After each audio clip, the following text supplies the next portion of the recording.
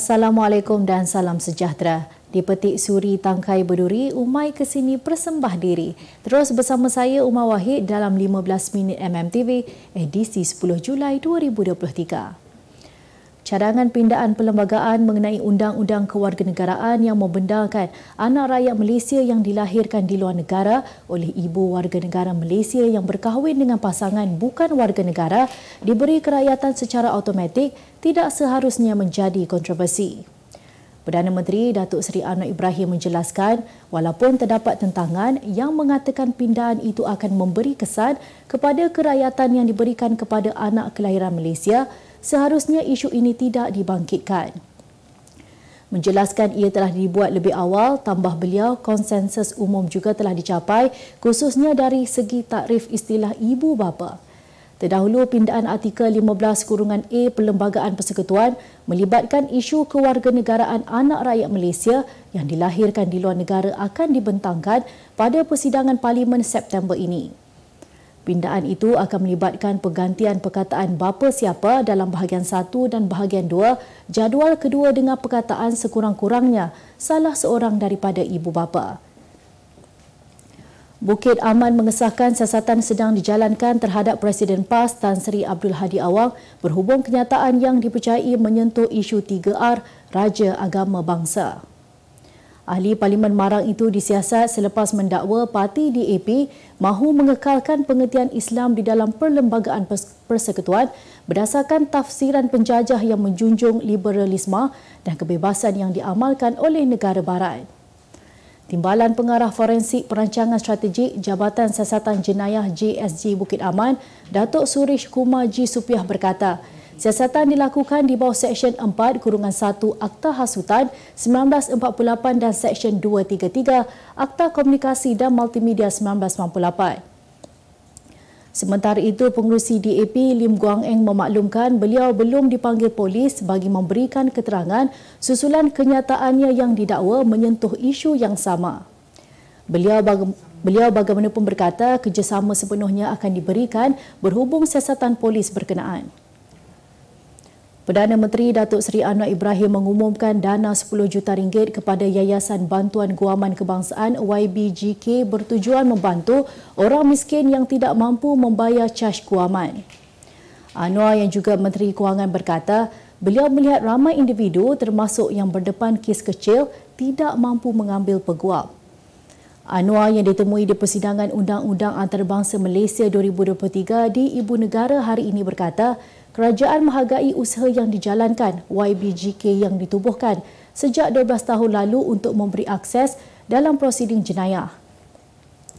Tambahnya, kerajaan sentiasa mengiktiraf hak asasi semua pihak untuk menuntut keadilan termasuk peranan yang dimainkan oleh Majlis Peguam. Hanya 2% atau 6,368 orang daripada lebih 500,000 rakyat Malaysia yang bekerja di luar negara menyertai program kepulangan pakar yang dilancarkan hampir 12 tahun lalu. Selain gaji lumayan, antara faktor tenaga pakar berkenaan tidak berminat untuk pulang berkhidmat kerana selesa dengan gaya hidup di luar negara.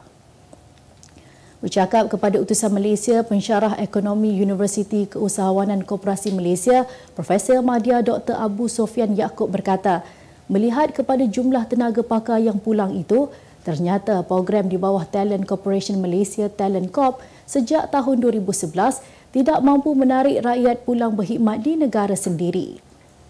Ujarnya, 45% keperluan tenaga kerja berkemahiran tinggi di negara ini atau sekurang-kurangnya 250,000 pakar terpaksa diisi oleh pekerja asing termasuk dari China dan India.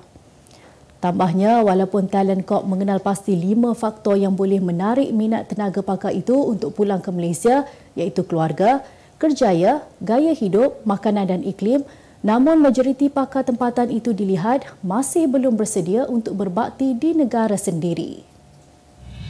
Utusan Malaysia dan Cosmo melancarkan satu lagi produk terbaru. Apa yang ada dalam Iklanega? Ia adalah platform yang tepat dan efektif untuk mengiklan antaranya pelbagai jenis notis, bagan kosong, hartanah, tenda, kenderaan, mencari wali atau waris dan pelbagai lagi. Apa yang anda cari? Semuanya ada di sini. 2 dalam 1. Layari iklaneka.utusan.com.my. Kita kembali lagi. Bekas Ahli Dewan Negara Datuk Ras Adibah Muhammad Razi terbuka dan bersedia sekiranya ditawarkan untuk bertanding di mana-mana kerusi Dewan Undangan Negeri DUN pada pilihan raya negeri PRN tidak lama lagi.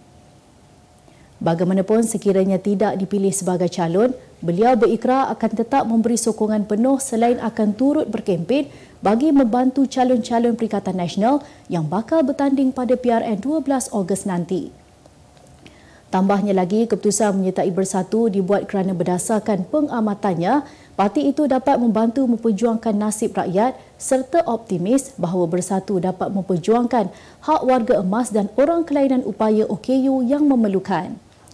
Ras Adibah yang juga bekas pembaca berita membuat kejutan apabila menerima watikah keahlian untuk menyertai Parti Pribumi Bersatu Malaysia yang diserahkan oleh Presiden Parti Tan Sri Muhyiddin Yassin di dalam sebuah majlis bersama Perikatan Nasional semalam. Seorang lelaki yang menunggang motosikal secara berlawan arus hingga mengakibatkan kematian penunggang motosikal Ducati Panigale di lebuh raya Sungai Besi Ulu Kelang Suke pada 14 Jun lalu diperintah menjalani ujian psikiatri di Hospital Bahagia Ulu Kinta Perak. Magistrate Amalina Basirah Maktop memerintahkan demikian terhadap Muzyadaha Muhammad, 42 tahun, selepas tertuduh mengaku tidak bersalah sebaik sahaja pertuduhan dibacakan terhadapnya. Mengikut pertuduhan, bapa 3 anak itu didakwa menunggang motosikal secara berbahaya sehingga membawa kepada kematian penunggang motosikal Ahmad Fazil Omar Azadin, 64 tahun pada jam 1.10 tengah hari. Pertuduhan itu mengikut Seksyen 41-1 Akta Pengangkutan Jalan 1987-Akta 3387 dan boleh dihukum penjara tidak kurang 5 tahun dan tidak lebih 10 tahun serta denda tidak kurang RM20,000. Magistrate kemudiannya membenarkan tertuduh diikat jamin RM10,000 dengan seorang penjamin selain menyerahkan lesen memandu kepada mahkamah sehingga kes selesai dan menetapkan 10 Ogos untuk tarikh sebutan semula kes. Berita dunia. Seorang gadis membuat keputusan berkahwin dengan sebatang sungai tercemar bagi melindungi sungai tersebut daripada terus dicemari. Media antarabangsa melaporkan Meghan Trump jatuh cinta dengan sungai ke-19 terpanjang di Britain, Sungai Avon, meskipun kotor dan dicemari dengan sisa najis manusia. Wanita tersebut melangsungkan perkahwinannya pada 17 Jun yang lalu dan berkata bahawa alasan utama kepada perkahwinan itu adalah kerana air sungai tersebut telah menyebabkan dia dan rakan-rakannya jatuh sakit sebelum ini, selain sungai tersebut juga membuatkan pakaian renangnya berbau najis. Tambahnya, alasan di sebalik tindakannya itu adalah demi melestarikan sungai tersebut yang telah mengalami peningkatan jumlah pencemaran sejak beberapa tahun kebelakangan ini. Seorang lelaki menyembunyikan kanak-kanak perempuan berusia 12 tahun di sebuah beg bagasi sebelum menculik dan membawanya ke rumah untuk melakukan serangan seksual. Rakaman video yang tular di media sosial menunjukkan pedofilia yang berusia 42 tahun itu bergelut ketika mengheret beg bagasi yang berat semasa menaiki anak tangga ke rumahnya. Media antarabangsa melaporkan Daniel Moraes Bita menculik kanak-kanak perempuan itu di luar sekolahnya di Louisiana, Brazil pada 28 Jun lalu. Daniel dibantu oleh teman wanitanya Jesly Souza Vera, 22 tahun, di mana dia bertindak menculik dan menutup hidung kanak-kanak itu dengan kain yang mengandungi cecair kloroform serta menggugutnya dengan pisau. Daniel kemudiannya berjaya ditahan oleh pihak polis dan ujar mereka kanak-kanak itu ditemukan dalam keadaan badannya lebam serta melecur dengan kakinya diikat pada katil di sebuah bilik. Kemas kini pengetahuan anda tentang isu ekonomi dan pasaran. Merangkumi sektor hartanah, perniagaan, keuangan, komoditi, IKS, halal niaga dan dunia korporat. Sentiasa ikuti perkembangan ekonomi semasa di dalam dan luar negara. Semua informasi terkini hanya di hujung jari. Dapatkan edisi ringgit setiap Isnin hanya di Akhbar Utusan Malaysia.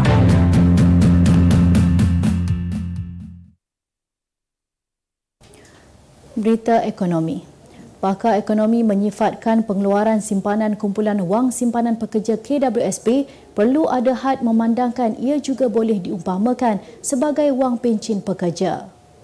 Bercakap kepada utusan Malaysia, Dr. Nong Sari Ahmad Radi berkata, cadangan untuk mengeluarkan wang KWSP secara bulanan itu mungkin boleh dilaksanakan namun perlu ada syarat tertentu. Selain itu, beliau turut bersetuju jika cadangan menjadikan pengeluaran umur 55 tahun ke atas mandatori secara bulanan. Terdahulu, Perdana Menteri Datuk Seri Anwar Ibrahim terbuka dengan cadangan KWSP untuk menjadikan pengeluaran secara berkala atau bulanan apabila pencarum mencecah usia 55 tahun sebagai mandatori bagi pencarum baharu. Beliau melihat langkah itu boleh memastikan pencarum mempunyai wang yang cukup untuk menyara hidup selepas bersara. Dinamik sektor tenaga dijangka terus mengukuh pada tahun ini memandangkan tempoh masa yang panjang diperlukan untuk meningkatkan kapasiti bekalan dan penapisan baharu. Penganalisis ekonomi UniKL Business School, Profesor Madya Dr. Aimi Zulhazmi Abdul Rashid berkata, sektor tenaga berada pada keadaan yang kukuh pada 2022 dengan bekalan terkawal dan permintaan semakin meningkat, mendorong harga tenaga yang tinggi pada tahun lalu. Aimi Zulhazmi berkata, Malaysia boleh berdikari dalam pengeluaran tenaga dan sumber petroleum merupakan sumber tenaga utama untuk penjanaan kuasa. Dalam masa sama, negara ini juga mempunyai banyak sumber tenaga boleh diperbaharui yang boleh dibangunkan seperti solar, angin, biojisim, hidro, geoterma dan gelombang ombak pasang surut. Melangkah ke hadapan, katanya campuran tenaga dengan pantas beralih ke arah kuasa, bahan api sainful dan hidrogen mewakili 32% daripada campuran tenaga global menjelang 2035 dan 50% menjelang 2050. Ujarnya, penggunaan kuasa diunjurkan meningkat 3 kali ganda menjelang 2050 apabila elektrifikasi dan taraf hidup meningkat. Pengendali Johor Darul Takzim JDT Esteban Solari mendedahkan beliau kecewa dengan mutu pengadilan pada perlawanan antara pasukannya dan Negeri Sembilan FC malam kemarin. Menurut Solari, tindakan pengadil Muhammad Fusir Mat Saleh yang membenarkan permainan dihentikan kerap kali telah membunuh rentak permainan sekaligus merencat usaha anak buahnya memburu tambahan gol. Jelasnya keadaan itu juga tidak adil buat penonton yang hadir memandangkan tidak disajikan dengan mutu perlawanan yang berkualiti. Pada perlawanan itu, JDT menang 2-0 menerusi jaringan bek tengah Feroz Baharudin dan pemain import Leandro Velasquez yang dihasilkan pada babak pertama permainan. Dalam pada itu, pengendali kelahiran Argentina itu tetap memuji aksi pemain yang berdisiplin tinggi untuk memastikan 3 mata berharga berada dalam genggaman mereka. Harry Redknapp menamakan Arsenal sebagai pencabar utama Manchester City dalam saingan Liga Perdana Inggeris EPL musim depan. The Gunners berada di puncak Liga selama 248 hari tetapi tewas dalam beberapa perlawanan terakhir untuk menamatkan kempen 5 mata di belakang City. Sementara itu, Manchester United pula menduduki tempat ketiga dalam musim pertama Erik ten Hag di Old Trafford dan turut menjulang trofi pertama mereka sejak 2017 selepas menewaskan pasukan tangga keempat Newcastle dalam perlawanan akhir Piala Liga. Liverpool hampir terlepas Liga Juara-Juara buat kali kedua di bawah kendalian Jurgen Klopp, manakala Chelsea hanya menduduki tempat ke-12 dalam EPL selepas kempen buruk di bawah 3 pengurus berbeza. Manchester United, Liverpool dan Chelsea berharap untuk mencabar City musim depan tetapi bekas pengurus berpengalaman EPL itu menjangkakan Arsenal akan menjadi cabaran utama untuk tahun kedua berturut-turut selepas menandatangani Declan Rice. Sebagai penutup 15 minit MMTV hari ini, saksikan laporan cuaca esok Selasa 11 Julai 2023. Jangan lupa dapatkan akhbar utusan Malaysia dan Kosmo untuk berita-berita terkini dan menyeluruh. Sekian sahaja daripada saya, Umar Wahid. Assalamualaikum dan jumpa lagi.